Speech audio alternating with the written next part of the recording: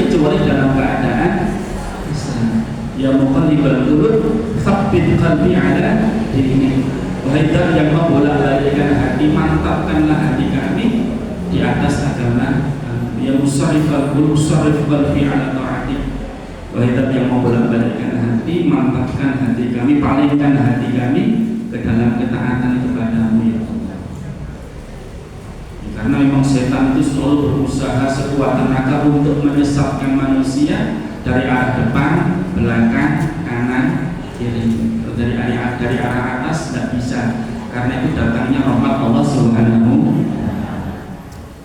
Maka ibu salah satu cara agar kita istiqomah di atas agama Islam, ya kita berteman dengan orang-orang yang saleh. Ya kayak seperti ini, adakan majelis, berkumpul sama orang-orang yang saleh, selalu diingatkan dengan akhirat. Tapi kalau dia sudah berteman dengan orang-orang yang sesat, dia akan ikutin sesat. Dia berteman dengan orang-orang kafir, dia akan ditarik untuk menjadi orang kafir. Syukur-syukur kalau dia bisa berdakwah, tapi kalau ternyata malah justru dia diwarnai, tidak bisa mewarnai, ya sudah. Alhamdulillah ini. Maka ibu sekalian, bersyukur kepada Allah yang telah memberikan kemudahan kepada kita semuanya untuk melazimi majelis-majelis ilmu, majelis-majelis zikir seperti ini. Kemudian nikmat yang kedua adalah nikmat kesehatan. Semuanya sehat ibu? Alhamdulillah, sehat jasmani juga sehat, rohaninya sehat, anggota tubuhnya. Dan dengan kalau ditawarin di GP saya ini diberi uang 10 juta mau enggak mau. Repot banget bu, mau mandi repot, mau buang air repot, di rumah terus ya capek gitu. Makanya kemarin saya diminta untuk isi kajian, bismillah, yang sakit tangannya saya, mulut saya tidak sakit. Malah senang ketemu sama ibu-ibu gini kan. Ya meskipun di rumah juga banyak yang nengok itu jengkol itu 1 minggu itu udah berhenti bu, sampai saya capek, saya istirahat dulu. Pada Isya sudah ditutup pintunya, didodok-dodok. Istri saya sudah bilang, tolong sebentar saja ya. Malah ngobrol sampai jam 9. Aku musir piye gitu kan. Delok-delok cap kaya ora mudeng wong Jawa gitu. Ya, padahal orang sakit kan pentingnya kan istirahat. Ya enggak apa-apa, alhamdulillah. Mau datang mendoakan masa ditolak gitu kan. Semakin banyak yang mendoakan, semakin cepat sembuhnya insyaallah. Amin ya rabbal alamin. Ibu sekalian, salah seorang tabi'in mengatakan, ma baqiya fid dunya alatu, ma baqiya fid dunya syai'un alatu illa salatul jamaah wa liqa'il ikhwan. Tidak ada sesuatu yang paling nikmat di dunia ini yang masih tersisa. Tidak ada kenikmatan yang tersisa di dunia ini kecuali 2. Apa itu? Ketika sholat berjamaah dan liqa'ul ikhwan, bertemu dengan saudara-saudara. Senang bu ketemu sama saudara-saudara seperti senang betul bu?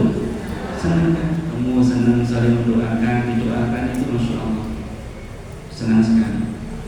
Maka itu kalau Allah Subhanahu wa Ta'ala masih memberikan kemudahan kepada kita untuk sholat berjamaah, memberikan kemudahan kepada kita untuk bertemu dengan ikhwan, akhwat, maka bersyukurlah kepada Allah Subhanahu wa Ta'ala. Tidak ada kenikmatan yang lebih besar daripada kenikmatan bisa bertemu dengan ikhwan, apalagi ikhwan yang saleh yang bisa memberikan manfaat kepada kita di dunia, apalagi nanti di akhirat yang bisa saling memberikan syafaat. Ibu sekalian, masih mengkaji tentang kitab At-Tadhkirah. At-Tadhkirah itu artinya apa? Peringatan. At-Tadhkirah itu peringatan. At-Tadhkirah fi ahwalil mauta wa umuril akhirah.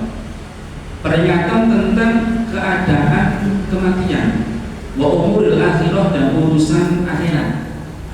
Jadi yang dibicarakan itu ya masalah kematian, akhirat, kematian, akhirat. Biar kita selalu dzikrul maut, mengingat kematian. Boleh nggak kita ziarah kubur ibu sekalian? Boleh. Memang dulu Rasulullah pernah melarang. Nahaitukum an ziyaratil kubur ala fazruha. Memang dulu saya pernah melarang kalian ziarah kubur, tapi sekarang berziarahlah kalian. Tapi cuma dua saja ziarah kubur itu fungsinya, tujuannya. Kenapa Bu? Yang pertama dzikrul maut, mengingat kematian. Oh, saya sudah sepuh, umur saya sudah sekian, teman-teman saya sudah banyak yang meninggal. Kalau umur Rasulullah SAW 62, kalau saya umur sudah 72, sudah dapat bonus 10 tahun ya. Karena Rasulullah mengatakan umur ummati ma baina sittina wa sab'in. Umur umat itu antara 60 sampai 70 tahun. Yang lebih dari itu cuma sedikit. Ya. Jadi punya Rasulullah itu ya paling 70 tahun ke atas, 80 gitu. Setelah itu pun siap-siap. Siap-siap dulu Bu. Mati. Ya kabeh siap-siap ya. Enom cilik ya padha wae. Kayak kemarin artis yang meninggal dunia siapa? Marissa Haque. Seumurnya ibu-ibu ini semua mesti ingat ya. Zaman Marissa Haque dulu masih muda ya. Itu barusan ngisi kajian, ngisi jadi dosen, bahkan habis traktir mahasiswinya. Ini hari Rabunya meninggal dunia. Senin masih sehat walafiat, Selasa masih sehat walafiat, jatuh pingsan. Itulah kalau Allah Subhanahu wa taala menghendaki. Ya.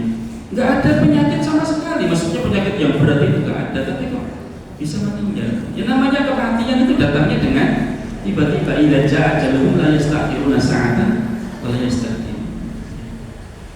Ya, enggak dipikir-pikir gara-gara jatuh. Ya, saya ini kan gara-gara jatuh pel, belak sedikit itu kok ya sambil tetan. Biasanya udah apa-apa. Waktu yang jatuh dari sepeda motor malah udah apa-apa. Itu namanya takdir. Kalau Allah Subhanahu wa taala sudah menghendaki. Ibu sekalian, 1 bulan yang lalu sudah kita bahas tentang hisab. Tapi sebelumnya tadi masalah kematian tadi, yang pertama dzikrul maut, yang mengingat kematian. Yang kedua apa? Untuk mendoakan orang yang sudah meninggal, bukan meminta doa. Ini yang harus digarisbawahi. Itu nanti bisa termasuk perbuatan syirik. Karena orang sudah mati itu sudah nggak bisa berbuat apa-apa, tidak bisa memberikan manfaat, yang bisa menolak musibah, mudarat. Jangan sampai dengan nanti misalnya punya anak ikut-ikutan sama orang-orang pada zaman dulu. Jangan punya anak mau nikah besok hari Ahad, wis besok kan nikah, jual pangestu karo simbah. Musibah pun meninggal orang pokoyo kono karo arwah simbah, ziarah kubur kono karo bojomu, yo pangestu besok ben lancar angkotmu, lancar walimah. Datang betul itu berdua, khusyuk, malah khusyuknya ketika sholat itu. Mbak, kalau mriki nomor setunggal silaturahmi Mbak. Nomor kali nyuwun pangestu Mbak, enjing-enjing kula badhe nikah. Dijawab boten Bu? Ya dijawab lah lagi. Ya tak pangestoni muga-muga lagi banget. Kok iso ngomong? Nggak bisa bicara. Kalau misalnya mereka mendengar tapi mereka tidak bisa bicara. Nggak bisa, kita pun nggak bisa mendengarkan apa yang mereka kerjakan. Mereka mendapatkan nikmat kubur, mendapatkan adab kubur. Manusia tidak ada yang bisa mendengar. Yang bisa mendengar coba siapa Bu? Hewan. Makanya jangan kalau di kuburan kok lihat ada ayam langsung terbang, ketakutan ada keledai meringkik-ringkik. Ya Allah alam, mungkin mereka ketakutan mendengar dahsyatnya adab kubur. Kalau manusia nggak ada yang bisa mendengar. Kenapa Pak manusia tidak bisa mendengar adab kubur? Kalau manusia bisa mendengar adab kubur, tidak ada yang mau menguburkan saudaranya. Agak tekan harapan kubur masuk lain kabeh. Pas itu masih masukkan ke dalam dia. Lah, karena begitu dahsyatnya adab kubur itu. Tentang masalah adab kubur, yaitu tentang masalah ziarah kubur, tetap disyariatkan. Tujuannya hanya dua: mengingat kematian dan juga mendoakan orang yang sudah meninggal dunia. Assalamualaikum ya ahlal diyar minal mu'minin wa muslimin wa inna insyaallah bikum lahiqun. Kami pun nanti kelak juga akan bertemu dengan kalian, menyusul kalian. Ibu sekalian, di bulan yang lalu sudah kita bahas tentang hisab. Di sana ada hisab Bani Yasir.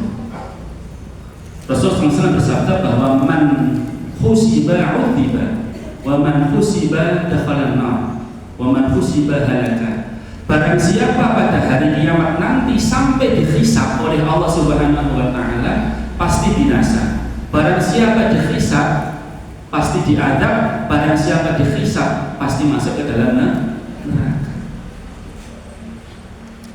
Tapi Aisyah radhiyallahu anha kemudian protes sama Rasulullah, ya Rasulullah, masa setiap orang yang dihisab kemudian diadab? Lah bagaimana dengan firman Allah Subhanahu wa taala yang mengatakan wa amma man utiya hisab wa amma man utiya kitabahu bi yaminihi fasawfa yuhasabu hisaban yasir.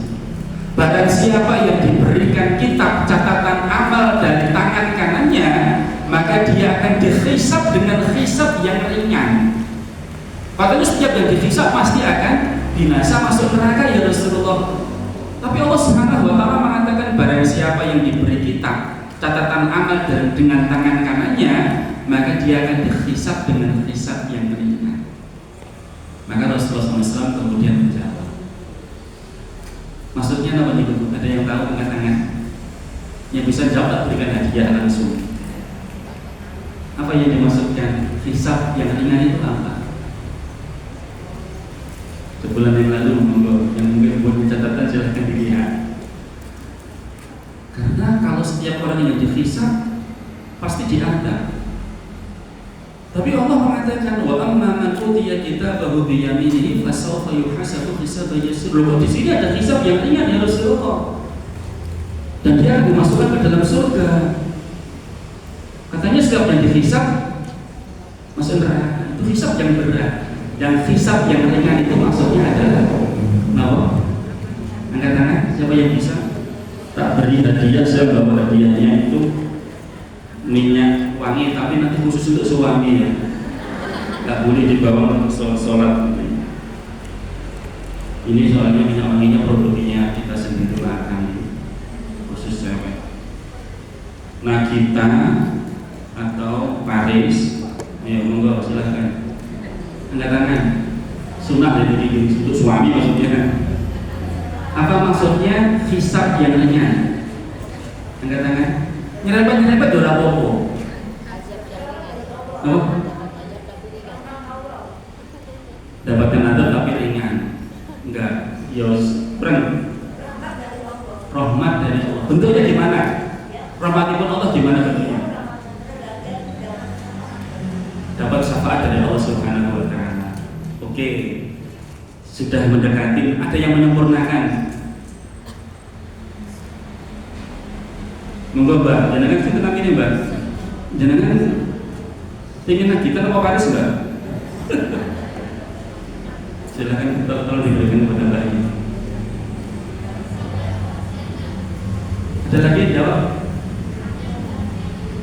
Silakan, angkat tangan Mas. Oh di belakang, gimana Bu? Hisabnya? Hisabnya dirahasiakan. Kurang, halo Bu? Monggo Bu. Dimudahkan dalam menjawab pertanyaan. Belum. Rahmat Allah tadi betul, tinggal tambahin.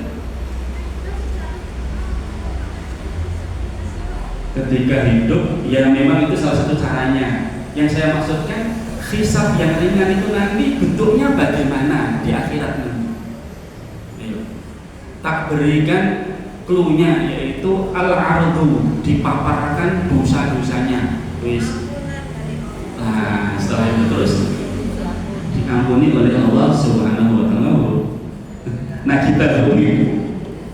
Jadi rahmat Allah Subhanahu wa taala kemudian bentuknya diampuni dosa-dosa tersebut. Ditampilkan itu dosa-dosanya, ya ini dosamu betul, dosa kamu betul. Namanya al-ardu. Al-ardu itu dipaparkan dosa-dosanya semua. Setelah itu kemudian Allah mengampuni dosa-dosa tersebut, kemudian dimasukkan ke dalam surga. Masya Allah. Pengen nggak seperti itu Bu? pertama kali, wah dosaku pirang-pirang ya Allah. Akhirnya Allah mengatakan, sudah saya ampuni semua dosa-dosa yang saya paparkan, yang kamu ketahui satu demi satu, tapi semua akan saya ampuni sebagaimana dahulu saya menutup dosa kamu ketika hidup. Betul-betul ini dosa-dosa kita begitu banyaknya, orang lain nggak mengetahui karena Allah menutupi dosa-dosa kita. Itu rahmat Allah Subhanahu wa Ta'ala. Dan nanti pada hari kiamat bentuk rahmat Allah yang lain, dosa-dosa kita akan diampuni, kemudian dimasukkan ke dalam surga. Maka tadi itu caranya, salah satunya apa Bu? Doanya Allahumma hasibni hisaban yasira. Ya Allah, hisablah aku dengan hisab yang Ibu sekalian, sekarang tingkatan yang lebih tinggi ini. Yang pertama kan dihisab mesti diadab. Hisab yang ringan, diampuni dosa-dosanya, terus dimasukkan ke dalam surga. Tingkatan yang paling tinggi masuk surga tanpa hisab. Pengen banget Bu? Tapi jumlahnya masih sedikit itu Bu, 70.000 tahun itu. Padahal jumlahnya sahabat itu gitu. Jumlahnya sahabat itu 114.000. 114.000 tahun. Berarti sahabat ada yang masuk surga dengan dihisab juga, dengan hisab yang ringan. Tidak semuanya masuk surga tanpa hisab. Yang jelas masuk surga kan ya al-asyara al-mubasysyaruna bil jannah, 10 orang yang pasti dijamin masuk surga tanpa hisab. Siapa Bu? Siapa yang hafal? 4 sudah dapat kan ini. Khulafaur Rasyidin kan Abu Bakar, Umar, Utsman, Ali. Yang 6 lagi siapa? Angkat tangan. Monggo. Tolha bin Ubaidillah, Zubair bin Awam, Sa'id bin Zaid, terus Sa'ad bin Abi Waqqas, satu lagi Abu Ubaidah bin Jarrah, satu lagi yang dulunya miskin jadi kaya raya, Abdurrahman bin Auf. 10 ini dihafalkan yang pasti masuk surga di zaman oleh Rasulullah Muhammad Sallallahu Alaihi Wasallam. Suatu saat Rasulullah Sallallahu Alaihi Wasallam dalam sebuah hadis panjang, yaitu terkait dengan kajian kita pada pagi hari ini, mereka yang masuk surga tanpa hisab. Siapa mereka? Dan kita berharap semoga salah satunya, karena ada harapan ya. Ternyata ibu sekalian, dalam hadis yang lain ini disebutkan bahwa bukan hanya sekedar 70.000, tetapi disebutkan bahwa wa'adani Rabbi azza wa jalla ayadkhulal jannata min ummati 70,000 bighairi hisab. Rabb Tuhanku azza wa jalla telah menjanjikan kepadaku bahwa ada 70.000 orang dari umatku yang masuk jannah tanpa hisab. Ma'akuli alfin sab'una alfan. Setiap 1.000 dari jumlah tersebut terdapat 70.000 orang lagi. Oh, ternyata ditambah meneng. Dalam hadis yang lain Rasulullah mengatakan, ya Allah, saya minta tambah. Masa yang masuk surga tanpa hisab cuma 70.000? Maka Allah kemudian menambahkan, bersama 1.000 orang di antara mereka itu 70.000 orang juga yang masuk jannah tanpa hisab. Berarti berapa Bu? Setiap 1.000 ada bawah 70.000. Matematikanya berapa? 4.900.000. Berarti mungkin masih ada harapan Ibu. Sahabat 114.000, tapi ini berapa? Boleh jadi kita nanti masuk jannah tanpa hisab. Tapi syuhada yang di Palestina berapa jumlahnya sudah meninggal? Waduh, kalah ini. Tapi saya nggak ngerti ya, apakah itu mereka termasuk yang di sini atau pengkhususan? Jadi mereka kata mujahidin, para syuhada Uhud, Badar, dan sebagainya, sampai mungkin yang mereka jihad hari ini, mereka memang masuk surga juga tanpa hisab. Tapi termasuk yang ini atau kelompok yang lain gitu. Semoga aja kelompok yang lain. Karena Rasulullah SAW menyebutkan yang masuk surga tanpa hisab yang jumlahnya 70.000, setiap 1.000 itu membawa 70.000 juga, itu yang memiliki 4 sifat ini. Kita bacakan dulu hadisnya yang panjang ya.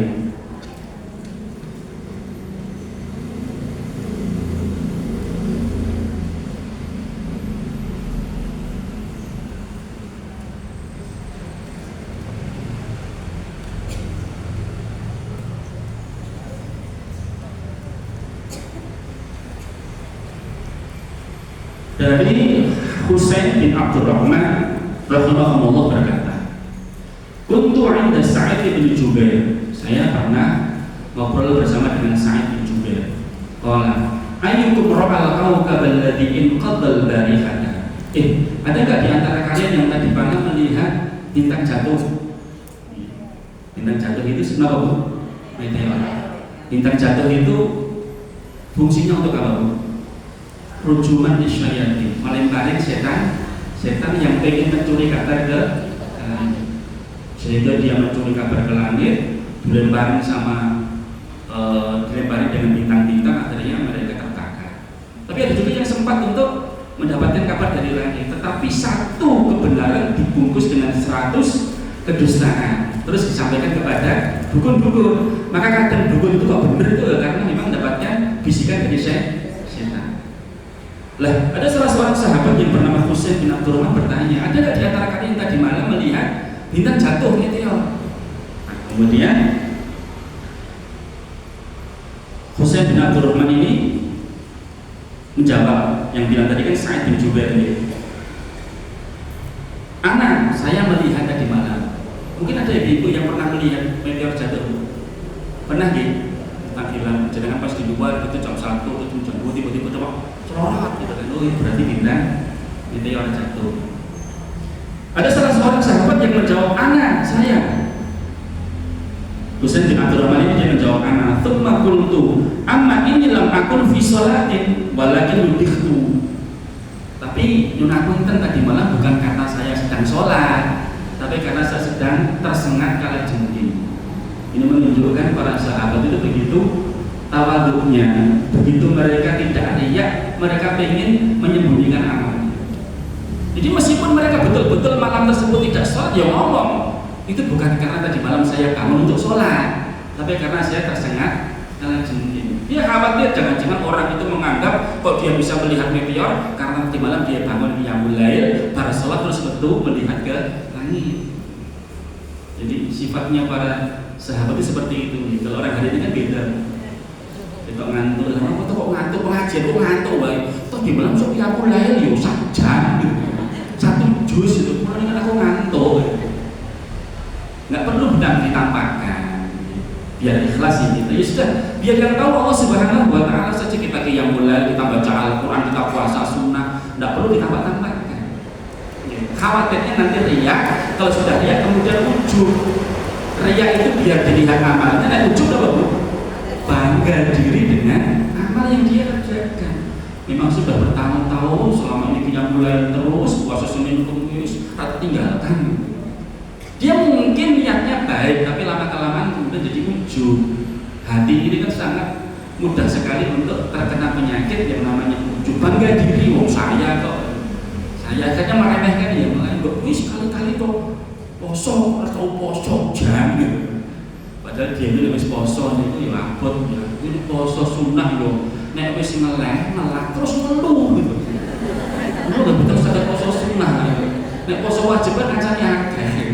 Ya mbon betapa poso yang penting dengan qiyamul lailnya saya, infak sedekahnya saya, salat duhanya saya. Semuanya enggak harus sama dengan jenengan gitu. Semuanya jangan dipaksa sama dengan jenengan.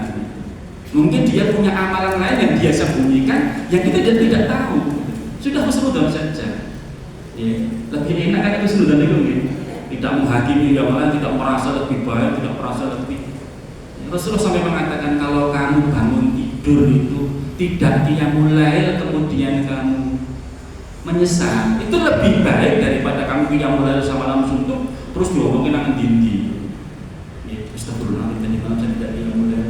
Anis tobat ya Allah, sampai tidak bisa qiyamul lail. Lebih baik daripada yang mulai kemudian terus dia ceritakan ke sana kemari. Lah malam tersebut beliau memang tidak sholat malam, tetapi kesengat kala jengking. Kala jengking mungkin ibu. Makanya bu ini teladan bagi ibu-ibu atau mungkin kalau punya anak, kalau sudah punya anak punya cucu itu didoakan. Kalau diadzankan memang itu ada hadisnya. Hadisnya itu diperselisihkan derajatnya oleh para ulama. Ada yang mengatakan sahih, ada yang mengatakan dhaif. Syekhul Islam Ibnu Taimiyah, Ibnu Qayyim al-Jauziyah, beliau menganjurkan untuk mengadzani anaknya. Tapi ulama-ulama yang lain termasuk Nasiruddin Al-Albani beliau mengatakan hadisnya dhaif. Makanya saya punya anak 6 itu ya pas lahir memang tidak saya adzani karena saya anggap hadisnya dhaif. Kecuali anak yang nomor 2, yang adzani bukan saya, tapi yang adzani begitu banyak masjid-masjid mengadzani. Lahirnya pas maghrib. Itu nunggunya dari jam 3 malam sampai maghrib, rocot langsung alhamdulillah, Allahu akbar, Allahu akbar, alhamdulillah. Langsung lo sudah syukur dulu. Itu diadzani sama masjid-masjid itu. Ya. Ibu sekalian, doanya kepada anak kecil, kalau saya setelah didoakan ya tak pegang kepalanya. Terus didoakan, wa'idzuka bi kalimatillahi tammah min kulli syaitanin wahamah wa min kulli 'ainin lamah. Wa'idzuka bi kalimatillahi tammah. Aku mohonkan engkau perlindungan kepada Allah Subhanahu wa taala dengan kalimat-kalimat yang sempurna. U'iduka itu kan aku mohonkan kepadamu. U'iduka bi kalimatillah dengan kalimat-kalimat Allah Subhanahu wa taala at-tammah yang sempurna. Min kulli syaitanin wa hamah, dari setiap gangguan setan dan hamah. Hamah itu binatang yang berbisa. Wa min kulli syaitanin lamah, dan dari godaan setan yang terkutuk. Wa min kulli 'ainin lamah, dan dari pandangan mata yang membinasakan. Apa betul? Ya kita hafal sama-sama ini. U'iduka bi kalimatillahi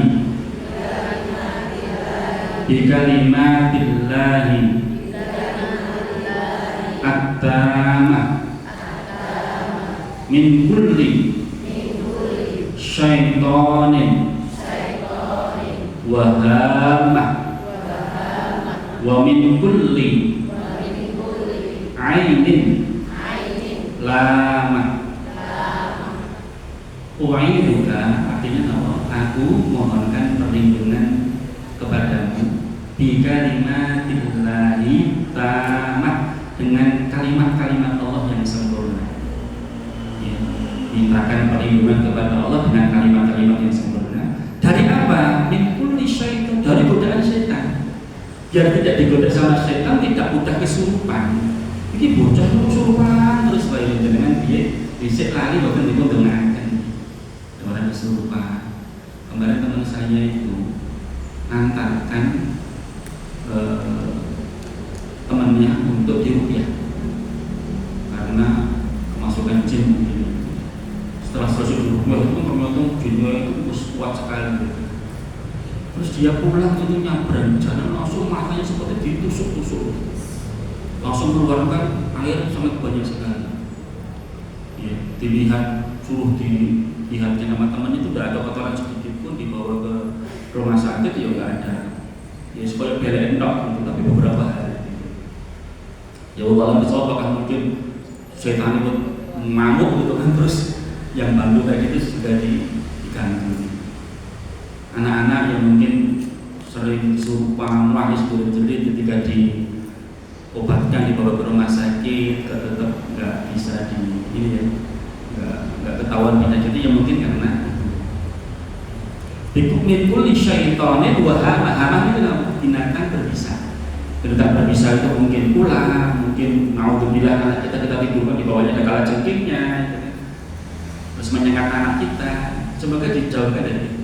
Wa min kulli 'ainin lamah, dan dari pandangan mata yang membinasakan. Didelok itu langsung nangis, jerit-jerit, didelok langsung panas tinggi. Makanya kita ketika melihat seseorang anak kecil itu mengucapkannya Masya Allah, Subhanallah tidak ada. Jangan amboy itu wah cantik banget gitu kan, buset gitu kan. Itu nanti menyebabkan anak itu kemudian terkena air pandangan matanya. Meskipun kita nggak punya niat untuk mencelakakan dia. Lah ini bisa kalian, sahabat ini malam hari itu dia kena sengatan, kalajengking. Kemudian ditanya, lah terus apa yang kamu kerjakan? Yo terus saya mintakan ruqyah, saya minta untuk di ruqyah. Loh dalilnya apa kok kamu kemudian minta di ruqyah? Kemudian dia menyebutkan dalilnya. La ruqyah tapi min ainin aw khummatin. Tidak ada ruqyah kecuali karena pandangan mata yang membinasakan. Kalau kena pandangan mata yang membinasakan itu sampai panas, sakit, itu ruqyah boleh. Kemudian wala khummatin juga karena aw khummatin atau karena terkena binatang berbisa. Ini kan saya terkena binatang berbisa, kesengat kalajengking, maka saya minta untuk di ruqyah. Kemudian kemudian sahabat yang lain mengatakan, loh, saya mendengar dari Ibnu Abbas radhiyallahu anhu dari Rasulullah SAW bahwa Rasulullah SAW itu bersabda dalam hadis yang panjang. Dia ingatkan, kamu sampai kok berani-beraninya minta diruqyah. Padahal Rasulullah SAW pernah bersabda. Kemudian dia sebutkan, "Uridut alaiya ummah," ditampakkan kepadaku umat pada hari kiamat nanti. Ini hadis Rasulullah SAW. Fara'aitu Nabi wa ma'ahu rahab. Saya ar-rahim. Saya melihat ada salah seorang nabi yang bersamanya itu beberapa orang. Jadi nabi-nabi yang telah diutus itu cuma bawa beberapa umat saja. Wa ma'ahu rajul wa rajulani. Ada juga nabi yang cuma membawa pengikut satu atau dua orang saja. Wan nabi laisa ma'ahu ahadun. Dan ada juga seorang nabi yang tidak membawa umat. Dasar sekali. Itrafi alaihi sawadun 'azimun fadhanantu annahum ummati. Kemudian Allah yang sangat banyak sekali. Saya kira itu adalah umatku, yaitu umat Islam. Faqila li hada Musa sallallahu alaihi wasallam wa qaumahu. Muhammad itu bukan umat kamu, itu umatnya Nabi Musa. Ternyata Nabi Musa itu umatnya juga banyak. Walakin undur ila al-afaqi fa nadhurtu fa idza sawadun 'azim. Faqila li undur ila al-afaqil akhar fa idza sawadun 'azim. Faqila li hadhihi ummatuka wa ma'ahum 70,000 yadkhuluna al-jannata bighairi hisab. Makanya Rasulullah mencari-cari umatku yang mana? Umatku yang mana? Berkata Muhammad, umat kamu banyak sekali. Wajah mereka berseri-seri. Wujuh yawma idzin musmirah, wajah mereka berseri-seri. Juga wajah mereka itu yauma tabyaddu wujuh wa taswaddu wujuh. Wajah mereka itu cerah, warnanya itu putih. Namanya seorang yang soleh suka membasuh wajahnya dengan air wudhu itu di dunia saja kelihatan. Wajahnya itu kelihatan. Dulu pernah saya ceritakan ya, ada dua orang kembar ibu-ibu tetangga saya di mana. Kembar pun sama-sama sudah sepuh itu, yang satu masih rajin sholat subuh berjamaah. Setelah sholat subuh berjamaah dia keliling menjajakan makanannya, keliling ke desa-desa. Sedangkan yang satu murtad dari ajaran agamanya, kafir. Suatu saat ibu sekalian, namanya wong kembarnya jejer pas walimahan, resepsi pernikahan. Ketok banget ibu. Ini yang masih muslim juga berwudu itu wajahnya cerah, wajahnya bersih. Sedangkan yang satu itu ketok pirang, ketok istiwa itu. Astagfirullahaladzim. Itu baru di dunia ya. Allah Subhanahu wa Ta'ala tunjukkan kepada kita wajah orang yang beriman, yang rajin untuk membasuh wajahnya berwudu dengan air wudu, dan yang satu ora tahu wudu, berhubungan ya ora tahu adus, langsung makan nang pasar. Astagfirullah, jenenge wong kopet. Itu ya sadar supaya kopet itu wajahnya wajah kopet gitu. Lah pada hari kiamat nanti sama itu wajahnya, loh itu wajah umat-umatku itu mereka wajahnya cemerlang sekali karena after sujud, karena wudu juga karena bekas sujud mereka. Kemudian dikatakan kepada Rasulullah SAW bersama dengan mereka itu, sekian banyak manusia umat Nabi Muhammad, itu ada 70.000 yang mereka akan masuk surga tanpa hisab. Setelah itu Rasulullah SAW masuk ke dalam rumah. Orang sahabat saling bertanya, siapa yang mereka itu ya? Yang disebutkan sama Rasulullah, semoga jejak kami, ya semoga jejak kita, semoga jejak kita. Kemudian mereka mengatakan, ulaika alladziina yadkhuluna al-jannata bighairi hisab wa la 'adab. Faqala ba'duhum fala'allahum alladziina sahibu Rasulullah sallallahu alaihi wasallam. Ya semoga aja mereka itu para sahabat, semuanya akan dapatkan janji dari Allah seperti itu. Sahabat yang lain mengatakan, enggak, mungkin bukan para sahabat, cuma 70.000 kan tidak semuanya berarti kan. Kemudian mereka mengatakan, fala'allahum alladziina ulidu fil Islam walam yusyriku billah. Mungkin mereka itu yang lahirnya dalam keadaan Islam dan belum pernah berbuat syirik kepada Allah. Bahkan asyara, kemudian mereka saling berdebat. Siapa ya kira-kira ya mereka ya? Hanya Rasulullah keluar dari rumahnya. Apa kalian? Tuh bertanya-tanya toh, siapa mereka yang 70.000 orang itu yang masuk ke dalam surga tanpa hisab? Maka Rasulullah kemudian memberikan bayang, Rasul kemudian memberikan penjelasan. Baik para sahabatku, 70.000 orang tersebut adalah yang pertama. Siapa bu? Alladzina la yastahun. Satu, yang tidak meminta untuk diruqyah. Yang kedua, walayah tahun, tidak meminta untuk diobati dengan kain. Kain itu apa? Besi dipanaskan. Tidak meminta untuk diruqyah nomor pertama. Yang kedua, tidak minta diobati dengan kain besi dipanaskan. Yang ketiga, walayah tatoyarun, tidak tatoyur. Tatoyur itu kenapa bu? Toir apa toir? Burung gitu. Tatoyur itu melihat burung jadi pesimis. Apa istilahnya itu? Ya, apa namanya? Tatoyur itu pesimis ketika melihat sesuatu. Armada safar nih, jangan kemudian misalnya kan tiba-tiba yang tekan jiglok, tekan jiglok, berarti ini nanti jangan-jangan celaka, bencana, jangan-jangan nanti kecelakaan. Mengurangkan niat untuk safar gara-gara nama melihat di binatang. Ada kakak burung hantu. Wah ini berarti dalamnya sudah mati gitu kan. Ada burung apa berenjak lah, tamu gitu kan. Sering gitu ya bu. Ada ular, wah ini jangan-jangan ada. Seseorang kemudian dia itu tidak melanjutkan aktivitasnya, mengurungkan niatnya untuk safar, untuk punya gawe gara-gara melihat sesuatu, atau mungkin karena bulan dan hari ini gebelaki simbahmu. Geblak itu apa? Pas meninggalnya ibamu, kamu nggak boleh nikah di hari ini. Wetonmu kapan ini pasti kalau waktu bojomu seperti ini nggak cocok. Melihat hari, melihat bulan, melihat sesuatu, akhirnya diurungkan niatnya. Termasuk di bulanmu haram, suruh aja. Walimahan aja mantu. Ini roro kidul kok ngamuk. Ini kejadian bu, ada yang percaya dengan seperti itu, akhirnya apa? Makanan yang dihidangkan katanya bau semua. Pas bulan suruh, walah itu ya kebetulan saja. Ya, karena masaknya malam gitu kan. Dikait-kait itu tenang toh, ditandani dan mantu aja bulan suruh, kan tenang toh bosok kabeh toh. Akhirnya ada percaya tambah percaya. Ya ternyata teman-teman ustaz-ustaz bulannya sekali hari ini tanggal 1 Syuro 1 Muharram pas libur tanggal merah mereka mantok ke anak. Dan juga enggak apa-apa. Sakinah mawaddah warahmah bi anak yo pirang-pirang. Ya ora apa-apa. Jangan percaya dengan seperti itu, khurafat. Istilahnya apa? Bukan. Itu kan nggak sesuai dengan ajaran Islam. Itu namanya tiarah. Kalau masih ada yang tatoyur kok masih berharap masuk surga tanpa hisab, mustahil. Masih percaya dengan yang seperti itu.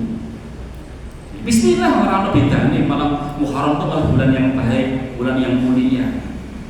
Ternyata kemarin juga ada ibu nikahkan anaknya bulan Muharram ya apa-apa. Ya harus kita edukasi masyarakat. Ya. Makanya jenengan mau mantu nanti dicari saja bulan yang mulia, bulan Muharram itu Gedung-gedung itu sepi, nggak usah mesennya itu setengah tahun sebelumnya itu kan gawang nih gue, gedung gawang nih gue cara pasar pon nih gue. Itu untuk bisa menikahkan anaknya di hari akad pagi itu harus mesan setengah tahun sebelumnya, bahkan bisa 7 bulan sebelum, setahun sebelumnya untuk bisa mendapatkan jadwal hari akad pagi hari. Nah 3 bulan ya berarti dapatnya akad sore atau akad siang nih, kalau waktu itu akad malam, kalau waktu itu malam akad. Yang paling sepi itu dia ketika bulan Muharram. Terus yang terakhir wa'ala rabbihim yatawakkalun, orang-orang yang bertawakal kepada Allah Subhanahu wa ta'ala. Kalau 4 ini terjaga Bu, insyaallah dengan termasuk orang-orang yang akan dimasukkan ke dalam jannah tanpa hisab. Yang pertama tadi apa? Yang tidak minta untuk Pak Ustaz berarti minta diruqyah itu tidak boleh. Bedakan antara minta diruqyah dan diruqyah. Tidak. Kalau ada orang yang datang kemudian meruqyah jenengan betul apa-apa. Kalau ada keluarga jenengan terus minta sama orang lain kemudian suruh meruqyah kita, ya tidak apa-apa. Ruqyah itu Rasulullah SAW memerintahkan kepada anak-anaknya Ja'far itu untuk diruqyah. Aisyah radhiyallahu anha juga diperintahkan untuk diruqyah. Rasulullah SAW sendiri pun juga pernah diruqyah sama malaikat Jibril dan beliau juga meruqyah para sahabatnya. Ruqyah itu tidak apa-apa. Rasulullah mengatakan la ba'sa birruqya ma lam yakun fi syirk. Tidak apa-apa meruqyah kalau tidak ada kesyirikan di dalamnya. Kesyirikan itu misalnya apa nih? Misalnya jamu-jamu pada gak jelas suaranya mau coba Al-Quran dibolak-balik, ayatnya dibolak-balik, itu jelas kita tidak boleh. Tapi kalau dengan doa-doa dari Al-Quran dengan Rasulullah, tetapi memang sejujurnya jangan sampai meminta. Dan orang yang bisa meruqyah mestinya tidak perlu diminta datang kalau ada orang yang kerasukan, kena jin atau mungkin kena sengatan kalau jengkel datang terus diruqyah. Ya. Para ulama mengatakan bukan berarti ruqyah itu tidak diperbolehkan. Yang tidak diperbolehkan, yang menyebabkan dia itu tidak masuk dalam golongan masuk surga tanpa hisab itu kalau dia minta. Kenapa? Karena iktimad dia kepada Allah, ketawakalan dia kepada Allah Subhanahu wa ta'ala memang kurang karena meminta tolong kepada orang lain. Terus yang kedua diobati dengan kain itu besi. Zaman dulu buatan diobat, buatan enten dibius ya, buatan enten ya, operasinya buatan enten. Jadi kena panah, kena tombak itu untuk mengobati itu cuma dia panasi dengan besi. Besi panas itu biar mampet darahnya yang keluar. Kan biasanya kan dicabut ininya, anak panahnya langsung keluar darahnya dan ditutupnya pakai apa? Besi panas. Yang bayangkan. Mereka mengerjakannya ketika sholat karena saking khusyuknya itu rakrasa tuh, dicabut itu gak terasa. Padahal kalau pas dioperasi tulang patah itu sadar itu bius dulu, biusnya habis, nangis gerut-gerut juga. Padahal namanya masang pednya itu cuma sekali, nanti operasinya 2 kali. Ya, masang pednya sekali terus dicabut sekali kan berarti 2 kali. Ya itu kalau nanti pas dicabut itu baik-baik saja pednya. Kemarin keponakan saya sudah 10 tahun dioperasi dipasang pen, males ngambil 10 tahun baru diambilkan di Karina. Pada bisa sana kok lama sekali ya sudah keluar sampai 3 jam, jam 10 lebih baru mampu kita dipanggil, Pak. Mohon maaf kesini, Pak. Ini sudah sukses, alhamdulillah operasinya berhasil. Tapi nyuwun mapunten niki pennya sudah keambil 1, sekrupnya sudah keambil 1, yang 1 tertinggal di tulang, nggak bisa diambil, diburu-buru sakit. Coklat potongannya cuma kepalanya tok, yang lainnya masih di dalam tulang segini. Saking lamanya sudah 10 tahun Bu, Pak. Nah, terus gimana? Tidak apa-apa, daripada kita bongkar lagi kan luka lagi. Makanya saya jadi trauma, nanti dioperasi. 2 kali kan, 1 masukkan pen, masang pen, kedua nanti ngambil pen. Tapi memang harus seperti itu ya nggak apa-apa dikerjakan. Ya, insya Allah tidak apa-apa.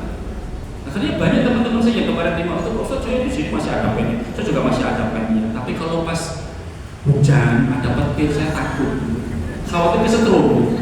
Pernah itu saya masuk takut, kenapa? Ternyata di sini ada pelaknya masih ada di dalam. Manusia besi. Ya jadi kalau dulu itu tidak ada bius, tidak ada operasi, ya caranya dengan itu menghentikan darah itu dengan cara apa, Bu? Itu nggak apa-apa pada zaman Rasulullah juga diperbolehkan. Tapi ada hadis yang lain lebih baiknya kalau ada cara yang lain hari ini ditinggalkan. Ditinggalkan. Berarti sekarang kan ada operasi dengan dijahit dengan bius, silahkan pakai. Yang ketiga dari tatayur ini, tatayur itu apa? Pesimis ketika melihat sesuatu. Nggak boleh. Dan yang terakhir selalu bertawakal kepada Allah Subhanahu wa Ta'ala. Tawakal itu harus usaha dulu nih. Baru setelah itu tawakal. Tidak tawakal sesuk ujian. Aku tak tawakal baiklah. Sesuknya aku kan menunggu keajaiban. Itu bukan tawakal, Mas. Ada orang bawa kuda, bawa onta, terus masuk ke dalam masjid sholat. Ontanya ditaruh di depan masjid. Aku tak tawakal kepada Allah, masa harus sholat ontanya hilang. Masuk ke dalam masjid, selesai sholat, kok onta saya tidak ada? Nakoti, aman, nakoti, ontaku siapa yang ambil ontaku? Ditanya lah, kamu tadi taruh mana onta? Kamu di depan, kamu ikat enggak ya? Jenenge onta makhluk itu yang layu. Itu bukan tawakal yang sebetulnya. Kan sudah tawakal kepada Allah. Oh saya mau sholat, itu bukan tawakal. Jadi apa nih? Saat ini suara dia waral kesamaan. Tawakal betul itu, Bu. Dan saat itu Bu yang rasa nikah. Tawakal betul itu, Bu. Itu tawakal yang tidak betul. Tawakal yang benar itu apa? Berusaha. Maka Imam Ibnu Qudamah mengatakan yang disebut dengan Ibnu Rajab mengatakan yang disebut dengan tawakal sidqu i'timadul qalbi 'ala Allah azza wa jalla. Betul-betul menyandarkan hati kepada Allah Subhanahu wa Ta'ala. Fi istilabil masalih wa daf'il mudhar min umuri dunia wal akhirah. Dengan cara berusaha mendapatkan sesuatu yang bisa mendapatkan maslahat dan mencegah mudarat. Orang berobat itu kan mencegah kematian. Wis capai mati ya wis mati rasa diobatin. Tawakal betul itu, Bu. Usaha mestinya. Setelah usaha habis berapa lah ngerti ini akhirnya mati apa tidak diobatin. Enggak betul. Yang penting kita sudah berusaha. Termasuk bekerja juga seperti itu sekalian. Meskipun nanti rezekinya cuma sehari 50.000, sehari 100.000, bahkan mungkin cuma 60.000, yang penting saya sudah berusaha. Ibu sekalian, sekarang ini kita ekonomi hari ini itu betul-betul sulit. Gak tahu kalau ibu merasakan atau tidak. Saya beberapa kali dicurhati. Maka kemarin saya nasihatkan kepada murid saya ketika menikah, Mas siap-siap ini tahun 2025 nanti ekonomi betul-betul sulit. Pabrik-pabrik hari ini tutup, termasuk Sritek sudah membuat surat pilot yang nanti kalau pilot tidak harus menyangoni para karyawan. Pabrik-pabrik tekstil tutup semua, karyawan ribuan orang nganggur di rumah. Kenapa? Karena gempuran apa? Gempuran dari Cina itu tekstil harganya murah sekali. Saya silaturahmi ke donatur yang Ustaz, sekarang ini kain kita jualnya 25.000, 27.000, orang Cina bisa menjual cuma 12.000, 15.000. Padahal sebenarnya kualitas mereka bagus kita, tetapi karena mungkin barangnya bagus, dijualnya lewat online, mereka cuma lihat gambarnya saja, akhirnya mereka berbondong-bondong beli miliknya orang Cina. Dengan lihat di Kelewek sekarang sepi, di Tanah Abang sekarang sepi, semua pasar-pasar sepi semuanya. Jadi semua sektornya sekarang ini mulai sepi. Ada orang datang kepada Ustaz, saya ini minta keringanan biaya sekolah untuk anak saya, Ustaz. Belajar jajanan apa, Pak? Kerja saya itu cuma nuntut pedus, belandi. Berapa sehari, Pak? Ya sehari kalau untung ya 60.000, kalau enggak cuma dapat 20.000. Padahal anaknya masih kuliah 2 orang. Lalu terus gimana? Lalu lebih ya ya sudahlah nanti kita bantu carikan orang tua asing. Ada lagi yang datang, Pak Ustaz, saya ini bayar anak sekolah kok berat Ustaz. Nah, jangan kerjanya apa Pak? Saya cuma kerja di pasar Kelitian Semanggi, kerjanya jualan sandal. Jualan sandal harganya setiap hari berapa? Paling banter 50.000, 70.000. Untuk makan, untuk pendidikan anak-anak. Kalau makan bisa diambil Ustaz, tapi ini pendidikan masa kita nggak bayar nih? Masa kita Ustaz ini? Ada lagi yang laku sama Ustaz, ini saya itu harus ngontrak. Ini sudah bulan Desember habis kontrakan saya 1 tahun 5 juta. Murah sebenarnya Ustaz, tapi ya gak punya uang, saya banyak uang 2 juta sekarang. Padahal bisa 2 tahun harus dibayar 10 juta sebelum punya uang 2 juta. Belum untuk makan setiap hari. Ya Allah. Ibu sekalian, saya sampaikan kepada mereka, sudah kita tidak tahu kondisi yang akan datang kayak apa. Yang penting kita usaha. Yang penting kita usaha. Kita yakin kepada Allah Subhanahu wa Ta'ala tidak akan mungkin kita mati gara-gara kelaparan. Wa ma min dabbatin fil ardi illa 'ala Allahi rizquha. Tidak ada binatang melata di muka bumi ini kecuali Allah yang menanggung rezekinya. Binatang aja ditanggung rezekinya sama Allah. Masa kita ketakutan akhirnya bunuh diri satu keluarga terjun dari lantai 7 di Jakarta Utara itu, di rantai semuanya itu, terus setelah itu barang-barang semuanya terjun. Bapak itu 2 orang anaknya. Ada seorang bapak yang dia itu meracuni 2 orang istri sama anaknya, terus dia menyayat tangannya, keluar darah, dia meninggal dunia. Satu keluarga meninggal dunia. Hari ini berapa banyak orang bunuh diri? Kenapa? Masalah ekonomi. Gak mau ngaji, tidak yakin kepada Allah Subhanahu wa Ta'ala, stres dengan masa yang akan datang, bingung, akhirnya gak punya keimanan, akhirnya mereka bunuh diri. Maka ibu sekalian yakin aja kepada Allah, bagaimanapun keadaannya. Nek wong Jawa bisa bilang, yang kowe gelem obat mesti mahal. Setelah itu kita tawakal kepada Allah. Sudah usaha tawakal kepada Allah. Wa may yatawakkal 'ala Allah fa huwa hasbuh. Jadinya Allah dalam surat Al-Alaq ini, wa may yattaqillah yaj'al lahu makhraja wa yarzuqhu min haitsu la yahtasib. Wa may yatawakkal 'ala Allah fa huwa hasbuh. Barang siapa yang bertakwa kepada Allah, Allah akan beri rezeki yang tidak disangka-sangka. Pernah jabatan rezeki tidak disangka-sangka, Bu? Ini wa may yatawakkal 'ala Allah fa huwa hasbuh. Barang siapa yang bertawakal kepada Allah, cukuplah Allah sebagai pelindung, cukuplah Allah sebagai penolong, cukuplah Allah Subhanahu wa Ta'ala yang akan mencukupi kehidupan kita. Yang penting kita selalu tawakal kepada Allah, tapi usaha. Maka ibu, ini pesan saya terakhir, hiasilah diri jenengan dengan sifat qanaah. Suami-suami jenengan mereka sudah berusaha dengan sekuat tenaga bekerja, dapatnya segitu gitu, qanaah, disyukuri. Karena kalau tidak, kasihan suami jenengan bisa stres gara-gara jenengan tuntutannya macam-macam. Dulu boleh sampai ini, bukan kalau tahu boleh jenengan kayak lo. Rezeki itu betul-betul di, ojo dipadaki. Khawatirnya nanti suami-suami jenengan akhirnya bekerja dengan menghalalkan segala cara gara-gara tuntutan dari istri. Na'udzubillah min jenengan termasuk ikut berbuat dosa. Jangan sampai ada pencurian, jangan sampai ada perampokan, jangan sampai ada penipuan gara-gara apa? Pengen dapat uang dengan cepat karena ingin membahagiakan istrinya, karena tuntutan dari istrinya. Namun ini ada yang kemudian korupsi gara-gara ingin membahagiakan istrinya. Kalau istrinya mereka mensifati dirinya dengan qanaah, insya Allah suami akan bekerja dengan tenang, dan insya Allah kehidupan mereka juga bahagia, dan umur ibu-ibu itu juga akan panjang karena disifati dengan sifat qanaah.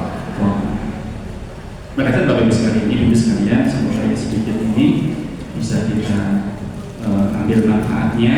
Intinya adalah terkait dengan masuk surga tanpa hisab. Kalau punya 4 sifat tadi, alladzina la yastarqun, tidak meminta untuk diruqyah, tidak minta diobati dengan besi panas, kemudian tidak tatayur. Tatayur itu menganggap sial ketika melihat sesuatu.